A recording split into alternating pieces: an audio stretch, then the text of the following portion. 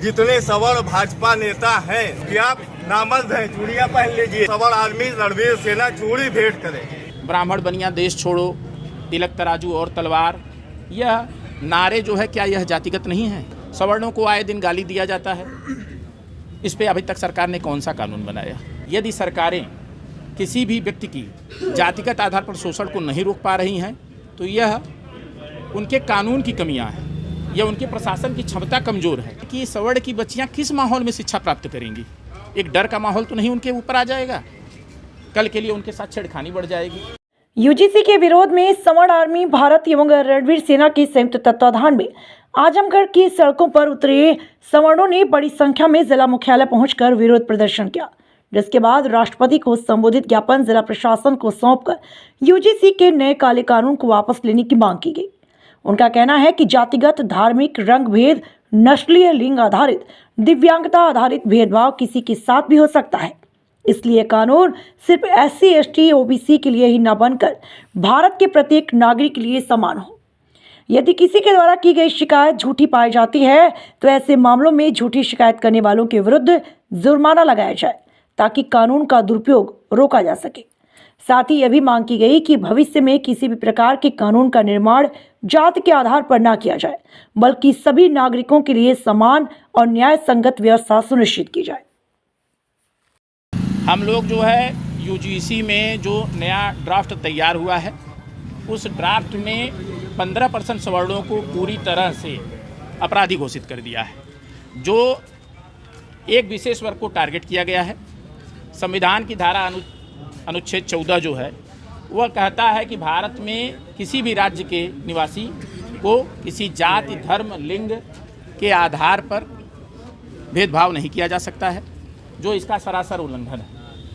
UGC में ये लोग कह रहे हैं कि 2023 में मुकदमे बढ़े हैं।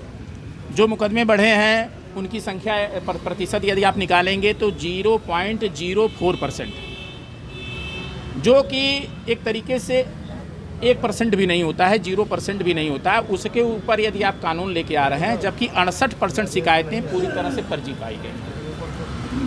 आप भारत में कौन सा माहौल देना चाहते हैं? भारत में जो बच्चे हैं वह भाईचारा के माहौल से शिक्षा प्राप्त करें या जातिगत भेदभाव पैदा हो और एक विशेष जाति को टारगेट किया जाए? रही बात नस्लीय टिप्पणी की, जातिगत टिप्पणी की, तो हमने देखा है कि JNU में, बनारस में ब्राह्मण बनिया देश छोड़ो, ब्राह्मणों को यूरेशिया भेज दिया जाएगा, तिलक तराजू और तलवार, यह नारे जो है क्या यह जातिगत नहीं है? क्या यह एक विशेष जाति को टारगेट नहीं करते हैं? सवर्णों को आए दिन गाली दिया जाता है। इस पे अभी तक सरकार ने कौन सा कानून बनाया? क्या विशेष जाति वर्ग को गाली देना, उनके खिलाफ जातिगत कानून लाना, क्या यह शोषण का प्रतीक नहीं है? आज़ादी के 78 साल बाद यदि सरकारें किसी भी व्यक्ति की जातिगत आधार पर शोषण को नहीं रोक पा रही हैं तो यह उनके कानून की कमियां हैं या उनके प्रशासन की क्षमता कमज़ोर है। इसके लिए सिर्फ सवर्णों के ऊपर दोष मढ़ देना यह पूरी तरह से निराधार है।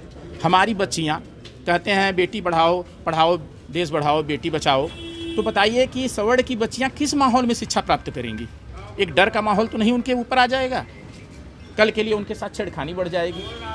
कल के लिए जो है बच्चों के साथ जो बच्चे पढ़ने में अच्छे हैं उनके ऊपर फर्जी मुकदमे लाद के उनको पढ़ाई से दूर कर दिया जाएगा, केसों में फंसा दिया जाएगा। मैंने ललितपुर का एक मैटर उठाया, विष्णु तिवारी, 20 साल केस चली SC ST की, 20 साल बाद वह आदमी बेगुनाह साबित हो गया। उसके माता पिता का देहांत हो गया, वह उसमें भी नहीं पहुंच पाया, उसके खेत बिक गए, ज़मीन बिक गई, मकान उजड़ गया। लास्ट में क्या होता है? फर्जी पाया जाता है।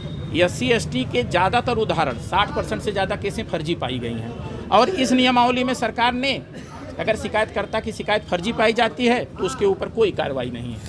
तो इससे एक बात बताइए, क्या शिकायतकर्ता के ऊपर जब कोई कार्रवाई नहीं होगी शिकायत फर्जी पाए जाने पे, तो उसको तो आप खुली छूट दे रहे हैं कि एक विशेष वर्ग को आप टारगेट करिए, इस विशेष वर्ग के बच्चों के ऊपर झूठे आरोप आप लगाइए। आपको कानून बनाना है तो यह कानून बनाइए कि सभी जाति वर्गों के खिलाफ यदि जातिगत भेदभाव, नस्ली टिप्पणी होती है तो उसके खिलाफ एक कमेटी बनाइए जो कार्रवाई करे, न कि सवर्णों के बच्चों को शोषणकर्ता, अपराधी घोषित करके ऐसा कानून जो पहले से ही मान लिया है कि सवर्ण के बच्चे अपराधी हैं, ये कहाँ तक उचित है? हम पीछे हटने वाले नहीं। अब ये लड़ाई आर पार की है। आज हम ज्ञापन दे रहे हैं, अगर इसके बाद भी सरकार ने कोई कानून वापस नहीं लिया 15 दिन के अंदर, 15 दिन का अल्टीमेटम है, फिर हमारा कार्यक्रम है जितने सवर्ण भाजपा नेता हैं जिले के, प्रदेश के, सबको सवर्ण आर्मी रणवीर सेना चूड़ी भेंट करेगी। चूड़ी भेंट करके हम उनको संदेश देंगे कि आप नामर्द हैं, चूड़ियां पहन लीजिए। जो व्यक्ति अपने समाज के साथ नहीं खड़ा हो सकता, आपको मंत्री पद, सांसद पद सवर्ण समाज के आप चेहरे बन के लेते हैं, और जब हमारे विरुद्ध संसद में कानून बनाया जाता है तो आप लोग नामर्दों की बात तालियां बजाते हैं। अब ये चलने वाला नहीं है। सवर्ण समाज जो है सवाल पूछेगा और चूड़ियां पहनाएगा सवर्ण नेताओं को, सत्ता पक्ष के एक नेताओं को। होगा तो हम लोग जो है प्रधानमंत्री जी को भी चूड़ी भेंट करने का काम करेंगे। पीछे हम हटने वाले नहीं है।